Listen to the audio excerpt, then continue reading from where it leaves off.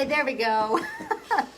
Hey, we have a little bit of a storm going on outside, literally flooding, rain. So if the electricity goes out, our iPhone may go on, but the lights may go out. Just We'll see giving what you a little happens here, warning. but you know what? It's good to be with you this morning. It is like seriously pouring rain outside here in South Florida right now. And as Julie indicated, the roads are all flooded, and as far as I can see in the forecast, we still got rain coming. Oh no, be There's praying for us. literally places in the road on the way into the office that it was bumper deep. But that's not what we came here to talk to y'all about. No, but there is a lot of adversity out in the world too. Well, there is. Another storm, unfortunately. Yeah, you know, I told Julie before we got started, I said I feel like it would make sense to just mention that we're not ignoring the fact that there is a lot of turbulence in the world right now. Yeah. You know, that's not the focus of this particular broadcast, just so you know, but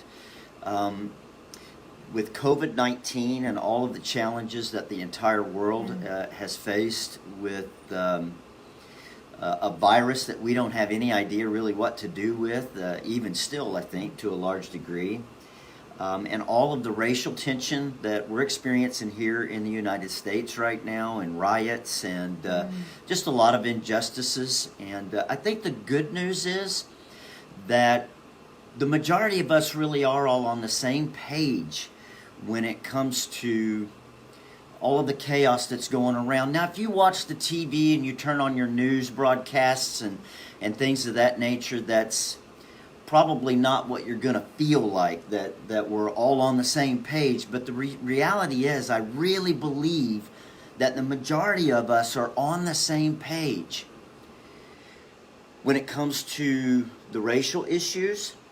Honestly, when it comes to COVID-19, one of the things that we learned early on in our marriage, which is something that we talk about a lot, it's something we really try to live from, and it's something that we try to remind you all of frequently, is that the way to build, the way to build towards peace or to build towards accomplishing something is to build on common ground.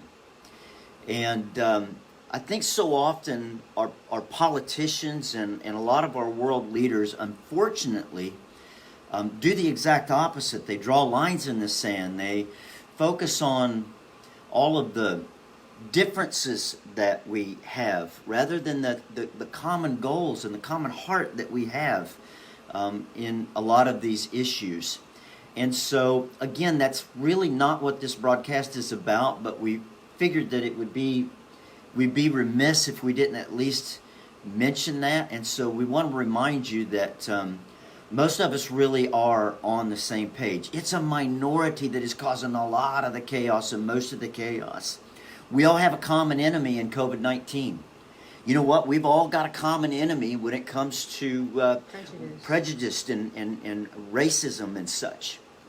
And I just want to remind you again that we're probably more so on the same page than we are on opposite page.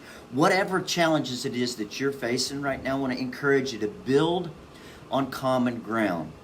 We all want to feel loved and respected, no matter what color you are. We all want to be safe. None of us want to be diseased or to put anybody else in danger. Just got different ways maybe that we might go about it, but instead of focusing on the different ways that we might go about it, how about let's focus on what it is that the end desired result is. So that's kind of my brief opening. One of the things that I'll say in transition is that, isn't it funny though, that with all of the craziness and chaos that might be going around, whether it's right now, because there's always something major, some kind of major event going on in the world, right, love? Mm-hmm. Isn't it funny how if we've got tension in our relationship, or if there's tension in our family in some way, how that tends to make all of the other tension and chaos in the world kind of fade to the background, and our attention tends to come into focus? Yeah, it is. So what we want to talk to you about today, let me get rid of this real quick. Pardon my breaking protocol. We've got something crazy happening on my screen here. Anyway, Well, it goes with what you were saying, though, love, is that, when we're thinking about building on common ground, it actually goes hand in hand with what we are talking about today. And last week we unpacked making a environment where there was acceptance, affirmation, admiration, right? Where we are showing those qualities. I was reading a scripture with our son earlier, and he said, man, if we could all just live that in today. And it was talking about forgiving as Christ forgave you, living with a way that we are honoring one another as Christ gave up himself for us. Yeah. And so if we just lived out that simple principle, not only in our home, but in our community, when we're meeting people, when we're greeting people, those kinds of things, if we showed affirmation, affection, admiration for one another, when we listen for one another rather than wanting to be listened to, all of those things play out, not just in a marriage relationship, but in a day-to-day relationship, in our community relationship. In saying all of that, I think that one of the things that we've mentioned in the past that it's worth mentioning now is that probably the clearest indication of our heart's condition is revealed inside the four walls of our home. And so if we can get it right in our home, if we can implement these things, these kind of 101s, the golden rule, right? Treat others as you want to be treated, right? If we can get that right in the home, I think it comes a whole lot easier to us when we're out in the world, when we're dealing with, who knows, any number of issues that, right. Again, might be in the highlight. Yep. So when we think about for the home, what is a great best practice to build a thriving environment? Well, if you wake up cranky like I did today, one of the things you might need to do is just get quiet and try to center yourself. She's laughing because she knows I woke up cranky today. He said, I just need you today. I woke up spitting mad. So Yeah. You know what? That's a great best practice, though. We realize Right. when one of us is maybe not at our best moments to Yep. give one another grace. So I put on my grace hat, and I just said, how can I help you today? Now, guys, that didn't come natural. That certainly was something that had to be fostered, and we've fostered that over the last 22 years of being together. We haven't. When we first started out, if he was cranky, it immediately affected my mood. It immediately impacted me. And so now we've learned those little key phrases of being able to say, hey, you know what? I'm a little off today. And Yep. with that, then we choose to not be offended. And I think not only, again, in our relationships with one another, our relationships with our kids, our relationship with our boss, but especially the marriage relationship, we have to choose to not be offended. If you want a thriving relationship, put on your cap of grace, put on your gap to say, you know what, I choose to not be offended. This is not about me. Yeah. This is about just something else that's going on. And looking from that aspect in order to cultivate then that healthy relationship. Yeah, totally unscripted and not on our notes, but the bottom line is, guys, is that we've learned that if we're off, and we talk about this from time to time. I was driving in this morning, and I told Julie, I said, I'm sorry, I need you because I'm a little off my square today, Mm-hmm. And she could have responded a couple of different ways to that. Well, like I'm she off my said. square too. Right. But we've learned that the old adage, and y'all have heard it before, so I'm not sharing anything new with you, but just reminding you of something that may help you today. And that is that we walk around kind of carrying two buckets, don't we?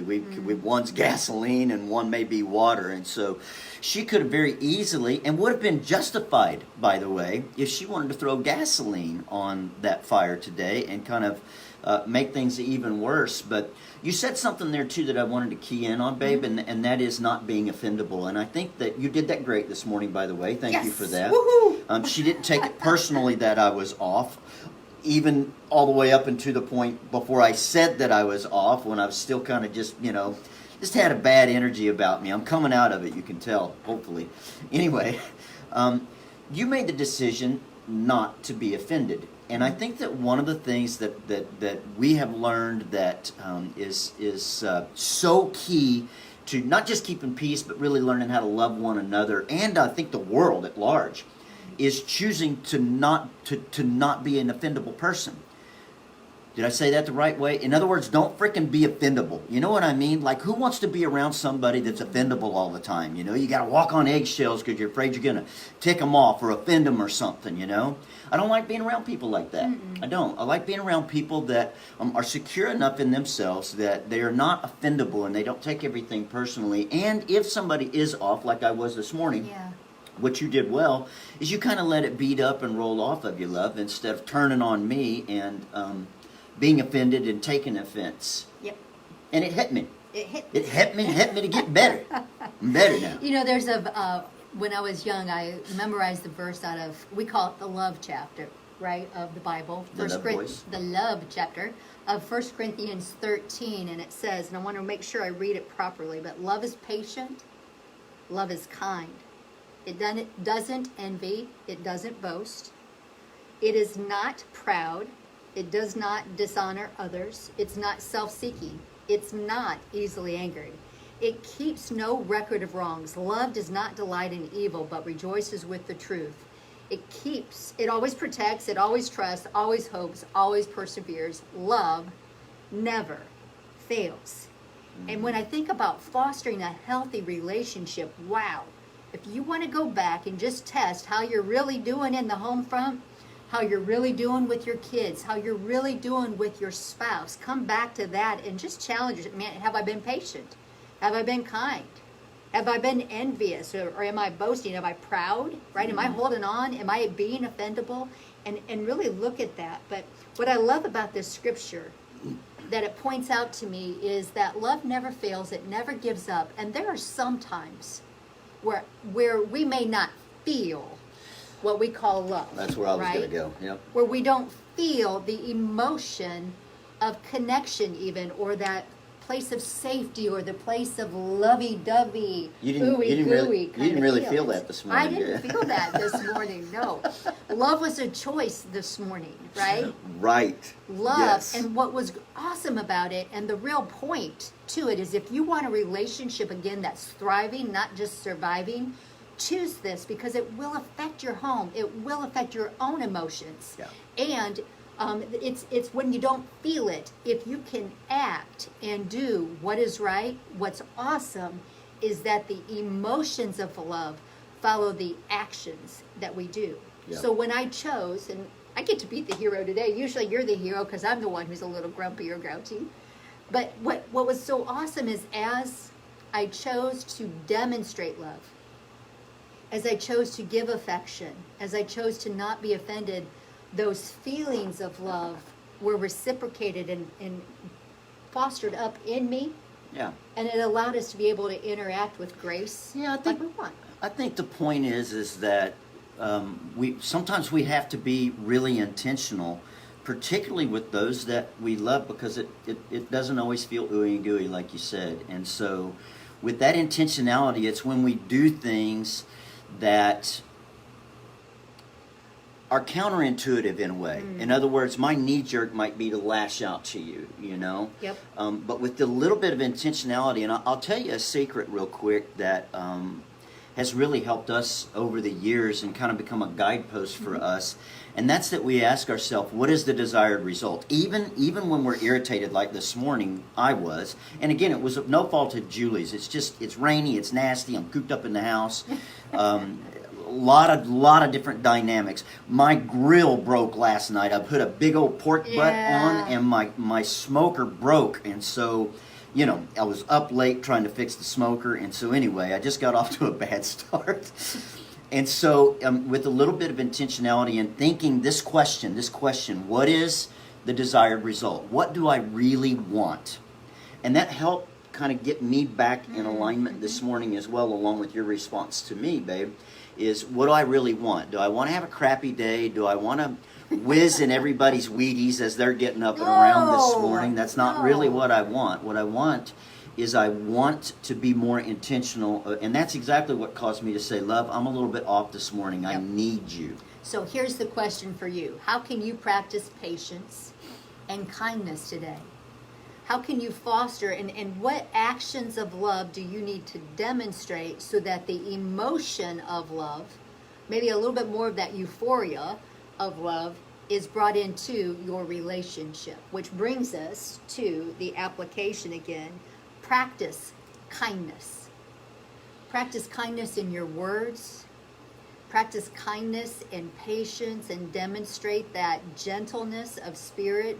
Maybe write a little note to your spouse and foster that kindness. What is it that they need to hear right now? And you're talking about like on a Practical level. on a day-to-day Day-to-day. basis, Yep. not necessarily when you're in the Yeah. middle of a, fur-flying argument. Well, yeah, if you can calm yourself in a fur-flying moment, that's the good thing. And write a sweet note to your No, spouse. that's probably not going to happen. Just saying, Right, right. No, Just making sure we got the right context. making you know what I sure mean? that you are practicing the discipline of love Yeah. every day. Yeah. So, second point, you want to thrive in relationship. The second part is love doesn't compete. Now, here's where you were talking earlier.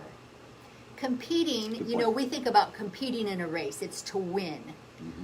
Or competing in a competition, there's an end person who wins and one who loses. But love doesn't compete. Love is mutual. Love builds on common ground. Love finds that shared value or that shared common ground and builds upon it. And that's what you were talking about earlier, both in the world that we have right now, right, Yep. in the communities, in some The of the things stuff. that are going, the stuff. All the disagreements everybody's focused on, you know what I mean? And What different if we opinions. switched that and said, you know what, we all want peace. Right. We all want love. We all want one another to feel respected and valued. Yep. We all want to bring a place of common unity where our culture thrives. And the same thing for our home. There are times where Greg and I disagreed on parenting, or we disagreed on finances, or we disagreed on some type of given topic. And if I'm competing, I'm digging my heels in and asserting my rights and my way. And there's going to be division because Greg's going to do the same. He's going to dig his heels in. And we're going to be at this Human place. nature. It's human nature. But if we Yep. can stop long enough to build on what we both want, and sometimes that is that high level of, man, we just want peace. We just want laughter. We just want to enjoy life. We want to have a little fun. Sometimes you have to start that high of a level. Yeah, I think it's always best to start at a higher level if you can, and because if I'm mad about something or we've got something going on that's got us sideways for whatever reason, if I'm asked, what's your desired result, then if I'm all fired up, my initial response might be, well, I want her to blah blah blah, you know what I mean, or I wish she would stop, fill in your blanks. You know what it feels like, right? But again, when we're able to kind of get outside of ourselves a little bit and ask that question, sometimes we have to ask that question a couple of different times, and until we're able to kind of conceive of an idea that we share in common. That's, again, building on common ground. What do we both want? We both want peace. We both want to be respected. We both want to communicate respect, right? Again, whether it's inside the home or whether it's outside the home, I bet these things are all still true. And that's what gives us the foundations, it's a high level of what it is that we agree on. And then we're kind of able to agree, okay, so what can we do? That's the next question. What can we do together that will help foster peace right now? Well, I need a little space. Or I need a hug. You know what I'm saying? Or whatever the answer might be, you have to just kind of think through those things. And this is not a kind of a contrived response, so you have to focus. This takes intentionality. Again, we're not saying, hey, take one of these and it's all going to be okay. It's not like that, guys. We're talking about relationship and human behavior, and so when you're dealing with your spouse, the person that you're probably most comfortable around, and your guard gets let down, it takes a little bit more intentionality. But here's the cool part, what we learn. What many of you don't know is that we used to fight like cat and dog every single day. I mean, we fought crazy. But these little tidbits, these little practical things that initially when you hear them seem so impractical, These little practical things are the very things that we begin to practice that cultivated new habits of thought and new ways to respond to one another. So instead of getting nasty with one another and me waking up cranky and just eating her lunch, you know what I mean, right out of the gates, or vice versa, we learn to be intentional and to be honest in our communication. And again, say things like this and think, okay, what do we really want for this day? We've got a busy day. It is crappy raining outside. I'm a little off my square. What is it that we want to do today, and how is it that we can support one another to do that? And it's more intuitive today than what it used to be, but it still takes intentionality on both our parts. Is that? Yeah, I think too, one of the things that is really important to remember is I have absolutely no control over Greg. Greg has absolutely Boy, ain't that the truth. Greg absolutely has no control over me. In other words, the only person that you can truly change is who? Yeah, right? That's good, yeah. Is yourself. And so I think it was Gandhi that said, be the change. Was that, who was it? Something like that, Yeah, yeah. something There's been some debate around, but Yeah. here's the point. But yes, it was Regardless of- Gandhi. Yeah. For myself, what I want to realize is the only person that I can affect or truly have control over is my own choice. yeah. And so being able to just say, I'm not going to be offended. I'm going to choose to listen. There have been times in our relationship when we're coming back to the idea of building on common ground. Rather than thinking about what I was going to say next, I learned to stop my own brain. And you need to figure out what works for you. This is what worked for me. Is I would be listening to Greg, thinking about what I was going to say next. And when I caught myself doing that, I was like, wait a minute, stop. Right? That was the first thing that I did. I just said, stop. Mm-hmm. How could Greg possibly be right? And it made me stop from thinking about what I was going to say or what I was feeling to just listening. Well, what is he saying that I agree with? I love it when you do that. What is he saying that is actually right or wrong? It's not a matter of being right or wrong. It's a matter of building on what we're talking about, of building on that common ground of what is it that we both desire. And so when I began to listen and challenge myself to say, how could he possibly be right? What do I agree with what he is saying? It became a discipline that I had power over, that I had control over, and that really began to foster the change, because then I could listen from a different perspective. And I think hopefully it made you feel more listened to instead of opposed. And that's what the whole scripture was saying, is that love doesn't compete. So how can we give up the floor? How can we not just be a doormat for one another, but truly give up our rights for one another, to prefer one another's needs, as scripture says, over our own? Because in the end, if we do that, it's counterintuitive. Like you think, well, I need to say this so that I'm heard. But when we do the opposite and we listen, then what's beautiful about that, and the brilliance of God our Maker and giving us that very command, is that he knew that when we do that, we begin to foster the environment that gives us the very thing that we both want. Yeah, absolutely true. It goes right back to one of the original principles that we were reminding you of and reminding ourselves of this morning, and that's building on common ground. You know, that's a very practical explanation of what it is that we do in practicality to begin that process of beginning on common ground. How could that person be right, rather than trying to figure out what you want to say next? And I think, you know, I can remember for years, especially in leadership training, hearing that concept of, you know, of active listening. And that doesn't necessarily always mean repeating back. You know, if you need to repeat back to make sure you understood, which, by the way, we do find to be helpful, particularly when you do it in the right heart. Right. You know what I mean? Here's what I heard you say. Yeah, right, exactly. Not good. Voice inflection will tell you a lot. So anyway, but learning how to listen reflectively, but really listen, not for rebuttal, but listen for understanding. Oh, somebody needs to be reminded of that this morning. I'm telling you, just to listen for understanding instead of listening and formulating your response. Trying to hear what Julie's heart is saying and trying to say to mine.